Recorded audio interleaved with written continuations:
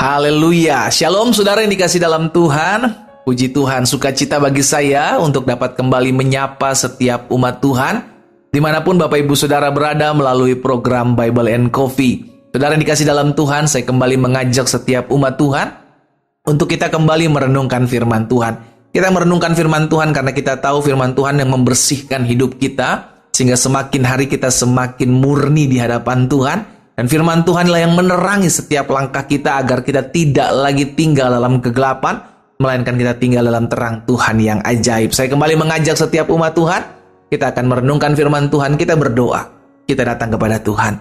Bapak, terima kasih buat kasih karunia Tuhan, terima kasih buat anugerah setiap kemurahan Tuhan, kebaikan Tuhan yang berlimpah-limpah dalam kehidupan kami. Kami bersyukur karena kembali hari ini kami akan mendengarkan sebagian daripada firman-Mu. Hamba berdoa biarlah firman yang hari ini kami dengar mendapatkan tempat di hati kami, sehingga terus semakin hari kami semakin hidup berkenan kepada Tuhan. Sampaikan sesuatu bagi masing-masing kami ya Roh Kudus. Di dalam nama Tuhan Yesus Kristus kami berdoa. Haleluya. Amin, amin. Puji Tuhan. Nah saudara yang dikasih dalam Tuhan, dalam 1 Petrus pasalnya yang pertama, 1 Petrus pasal yang pertama ayat 6 dan ayat yang ke-7. 1 Petrus pasal yang pertama ayat 6 dan ayat 7. Petrus bilang begini kepada umat Tuhan, bergembiralah akan hal itu, sekalipun sekarang ini kamu seketika harus berduka cita oleh berbagai-bagai pencobaan. Saudara dikasih dalam Tuhan, dalam kita mengiring Tuhan, betul kita disertai Tuhan, betul kita ditolong Tuhan, betul kita diberkati Tuhan. Tetapi kita tidak bisa memungkiri bahwa ada kalanya Tuhan memurnikan kita. Ada kalanya Tuhan izinkan kita masuk dalam berbagai-bagai pergumulan hidup. Tujuannya jelas di ayat 7 dikatakan oleh Petrus, maksud semuanya itu baik pencobaan, masalah, pergumulan, ya kan, orang-orang yang mungkin akan merancangkan yang jahat dalam hidup kita, tujuannya adalah untuk membuktikan kemurnian imanmu yang jauh lebih tinggi nilainya daripada emas yang fana yang diuji kemurniannya dengan api, sehingga kamu memperoleh puji-pujian dan kemuliaan dan kehormatan pada hari Yesus Kristus menyatakan diri.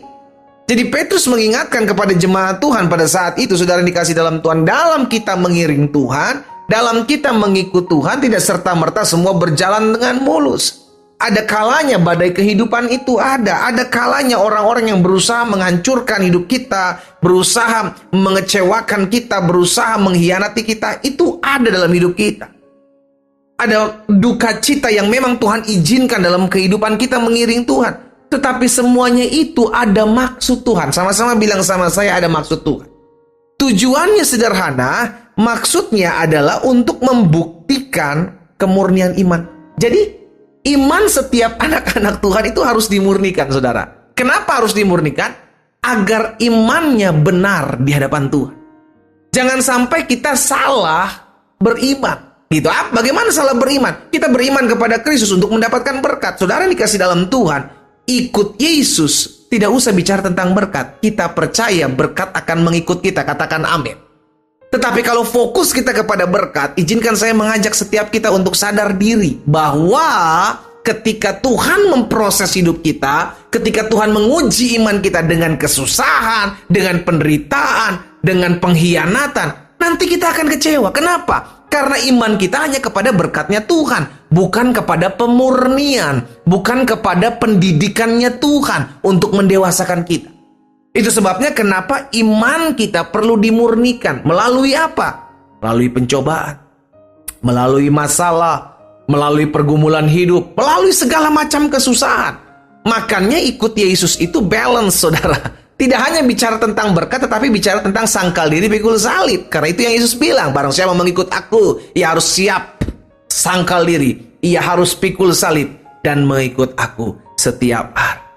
Tetapi di sisi lain juga Tuhan menjanjikan bahwa ketika engkau meninggalkan segala sesuatu untuk mengikut aku, maka engkau akan mengalami berkat-berkat Tuhan. Jadi bukan hanya bicara tentang berkat dalam mengikut Tuhan, tapi ada proses, ada pembentukan. Sebaliknya bukan hanya bicara tentang pembentukan penderitaan saja terus-menerus, no. Tetapi ada penghiburan dari Tuhan. Ada berkat-berkat Tuhan yang memberikan kita kekuatan untuk tetap terus berjalan maju dalam mengikut Tuhan. Jadi dalam mengiring Tuhan ada yang disebut dengan iman yang dimurnikan. Saudara yang dikasih dalam Tuhan. Nah, ini yang perlu kita sadari. Sehingga akhirnya iman kita tidak hanya fokus kepada pemberiannya Tuhan, kepada dompetnya Tuhan, kantongnya Tuhan, berkat-berkatnya Tuhan. Tetapi kita mesti sadar, di sisi lain ada yang disebut dengan pendewasaan, di sisi lain ada yang disebut dengan pendidikan ilahi, di mana kita dibentuk, diproses, dimurnikan. Karena biar bagaimanapun di akhir zaman ini, setiap orang yang mengikut Tuhan dimurnikan, saudara yang dikasih dalam Tuhan. Dan itu tercatat dalam Daniel pasal 12 ayat yang ke-10. Firman Tuhan katakan begini, banyak orang akan disucikan dan dimurnikan dan diuji. Disucikan, dimurnikan, dan diuji. Itu anak-anak Tuhan akan mengalami hal tersebut. Tetapi orang-orang fasik akan berlaku fasik.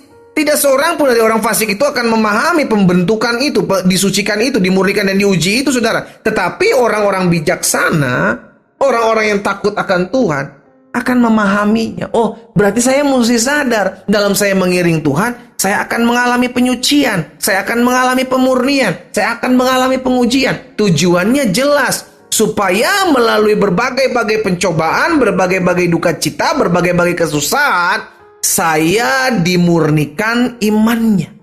Tujuannya supaya kamu memperoleh puji-pujian dan kemuliaan dan kehormatan pada hari Yesus Kristus menyatakan dirinya. Oh, haleluya. Saudara yang dikasih dalam Tuhan, apapun keadaanmu hari-hari ini, stop komplain, stop mengeluh, stop bersungut-sungut. Ingat, keadaan ini adalah keadaan di mana Tuhan sedang menguji imanmu. Kalau engkau berhasil di ujian, setiap kali ada masa-masa pengujian, maka ada masa tahapan engkau selesai melewati masa pengujian. Iya kan, tidak serta-merta semua hidupmu adalah pengujian. No, di tengah-tengah pengujian Tuhan beri kekuatan. Di tengah-tengah penyucian hidup, di tengah-tengah pemurnian iman kita, Tuhan berikan kekuatan. Saya mengajak setiap umat Tuhan dimanapun kita berada, yang mungkin hari-hari ini engkau sedang mengalami tantangan, engkau sedang mengalami masalah, engkau sedang mengalami pergumulan, engkau sedang mengalami hari-hari yang sedang down dalam hidupmu. Ingatlah, mungkin engkau sedang masuk dalam tahap penyucian Tuhan, tahap pemurnian Tuhan, di mana engkau harus selalu bergantung kepada Tuhan, engkau harus selalu melekat kepada Tuhan. Karena akan datang waktunya ketika masa penyucian, masa pemurnian itu, masa disucikan itu engkau melewatinya, maka engkau akan memperoleh puji-pujian dan kemuliaan dan kehormatan pada hari Yesus Kristus menyatakan dirinya. Kita berdoa, kita datang kepada Tuhan. Bapa, dalam nama Yesus, kami mengucap syukur buat kasih setia Tuhan, buat anugerah Tuhan yang selalu menopang kehidupan kami. Bapa, secara khusus hamba berdoa, biarlah firman termaterai dalam hidup kami, bahwa sejati dalam kami mengiring Tuhan tidak serta-merta semua berjalan sesuai dengan apa yang kami inginkan. Tidak serta-merta semua berjalan sesuai dengan apa yang selalu kami inginkan. Tetapi kami percaya ada masanya, ada tahapnya, di mana kami mengalami pemurnian, kami mengalami pengujian, kami mengalami fase di mana kami mau masuk ke dalam pembentukan kemurnian iman kami. Sehingga semakin hari iman kami dimurnikan, semakin hari semakin berkenan kepada Tuhan. Hamba berdoa di dalam nama Tuhan Yesus, kalau ada di antara mereka umatmu yang hari-hari ini iman sedang dimurnikan, hamba berdoa dalam nama Yesus mereka diberikan kekuatan, sehingga mereka keluar sebagai orang-orang yang lebih daripada pemenang, yang akan menerima puji-pujian, menerima kemuliaan dan kehormatan pada hari Yesus Kristus menyatakan dirinya. Terima kasih Bapa yang baik. Hamba berdoa juga hari ini buat mereka yang sakit, karena hamba percaya ada tertulis, disampaikan firman, disembuhkan setiap mereka. Tergenapi firman-Mu hari ini buat setiap kami yang sakit, dijamah dan disembuhkan Tuhan dalam nama Yesus. Dan oleh bilur-bilur Yesus mereka yang sakit sudah dijamah dan disembuhkan Tuhan. Kami terima dengan iman. Terima kasih Bapa yang baik. Berkat-Mu ada atas masing-masing kami umat-Mu. Di dalam nama Yesus Kristus Tuhan kami berdoa. Haleluya. Amin. Amin.